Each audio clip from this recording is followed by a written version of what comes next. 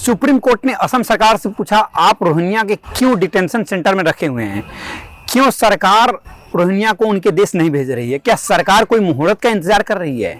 अब supreme court की टिप्पणी उस समय आई है जब जेएनयू की एक रिपोर्ट सामने आई है। जेएनयू की रिपोर्ट में कहा गया है कि रोहिंग्या की आबादी बढ़ने से दिल्ली की जो डेमोग्राफिक एरिया है इस पर भी खासा प्रभाव पड़ा है। यहाँ की जनसंख्या में भारी वृद्धि देखी गई है। वहीं जो संसाधन है, दिल्ली के जो संसाधन है इसके भी गलत इस्तेमाल हो रहे हैं और कहीं ना कहीं बिना वैलिड प्रूफ के, बिना कोई आधार के, बिना कोई वैलिडिटी के यहाँ बहुत सारे रोहिंग्या में वृद्धि हुई है। पिछले 10 से 15 सालों में लगभग दोगुनी रोहिंग्या की जनसंख्या दिल्ली में देखी गई है। घुसपैठ होने से संसाधनों पर भी दबाव बढ़ा है। हेल्थ और एजुकेशन सिस्टम पर भी असर पड़ा है।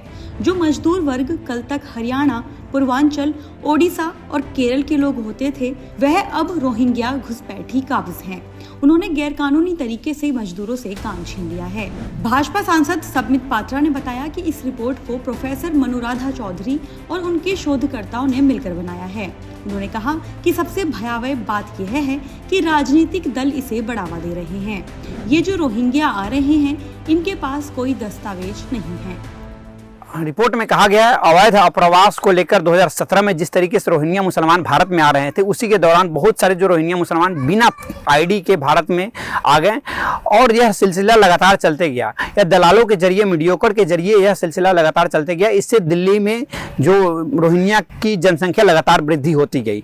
इसके साथ ही उसके फेक आईडी के कारण उनके पहचानना उनको मुश्किल हो गया।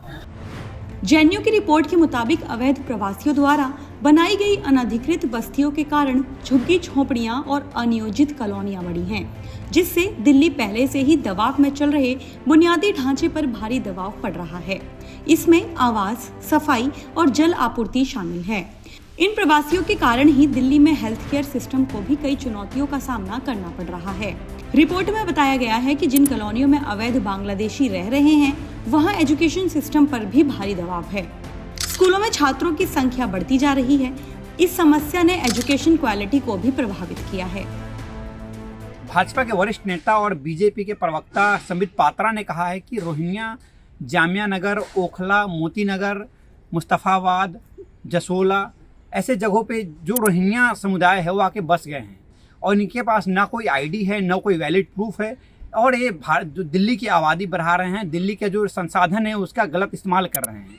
और इसी को लेकर भाजपा और आम आदमी पार्टी और कांग्रेस में आरोप प्रत्यारोप के दौर लगातार चलते आ रहे हैं। आपको बता दें कि आज की जो रिपोर्ट आई है, जेएनयू की रिपोर्ट आई है, इससे भी ये साफ जाहिर होता है कि रोहिंग्या की आबादी, मुस्लिमों की आबादी, जो रोहिंग्या समुदाय है उसकी आबादी दिल्ली में लगातार बढ़ते आ रही है।